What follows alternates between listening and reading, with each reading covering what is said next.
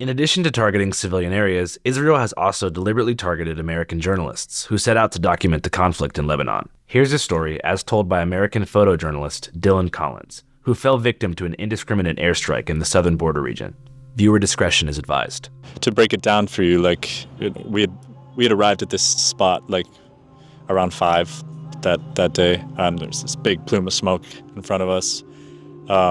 We were at a safe distance, 2 kilometers away. I've covered conflict for more than 10 years. This to me seemed like a super safe area, relatively, given the context. We're exposed to multiple Israeli positions along the border. There were drones circling us overhead. An audio analysis of my video showed that an Israeli drone circled us 11 times in the last 25 minutes before we were hit. We were wearing press vests. One of the cars had press written on it. We had 3 live broadcasts going out to 3 international news agencies. They could see us. I felt like we were safe. The fact that we could be seen was a good thing. But apparently it turned us into a target. It seems almost as if journalists are wearing a target on their back. And there have been cases in which it seems that they've been shot deliberately. By IDF. And IDF doesn't want the news being reported? Not in that way. How come? Well, because the news tends to be tilted against the IDF. The first strike came out of nowhere. It came from behind us. Big impacts. I saw flames and sparks kind of in my peripheral vision, and I was blown back a little bit.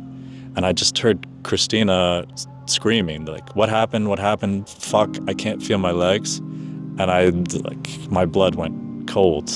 I turned around and I saw her on the ground, and her legs were blown apart at the knees. So I ran towards her, and I had 2 tourniquets with me, and I knew if I didn't get tourniquets on both legs, she's going to bleed out quickly. She was losing a lot of blood.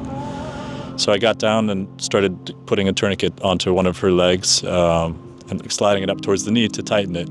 But before I could even tighten it, the second strike came, hit the car from Al Jazeera.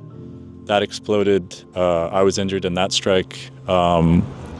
Carmen from Al Jazeera was injured. Elif from Al Jazeera was injured. Blew apart his shoulder. The 2 other Reuters guys were injured as well. We kind of lost the plot. I was super concussed from that second blast, and then my foggy memory, I'm hovering over Christina, who's bleeding and screaming, fuck, what happened?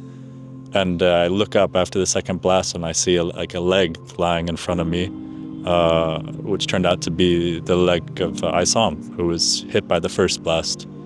And it's just it's hard to put into words the brutality of that kind of strike on a group of clearly marked journalists. There are other ways to get people to turn off their cameras instead of firing 2 tank shells at them directly. They could have sent messages to our phones. They have the capabilities and the technology to do that. They could have fired into the air. They could have dropped leaflets. They've been dropping leaflets, but they fired 2 tank shells at us and then followed it up with nearly 2 minutes of 50 caliber weapon fire. I mean, if that's not a war crime, I'm not really sure what is. Since we were hit, there's been more than 120 journalists that have been killed in very similar circumstances. We've seen journalist families, the homes of journalists being bombed in Gaza. We've seen journalist offices in Gaza being bombed. If the goal is to reduce coverage of the war, then they're clearly succeeding. I mean, it's a horrific situation. I mean, more journalists have been killed in the Gaza war than any of the other Arab-Israeli wars or any of the other wars between Israel and Hamas or Israel and Hezbollah. To put it into perspective, in World War II or in Vietnam, there wasn't even a fraction of the amount of journalists killed as have been killed in the past year. It makes you lose faith in the industry that you work in and the power to speak truth to power, to influence opinion.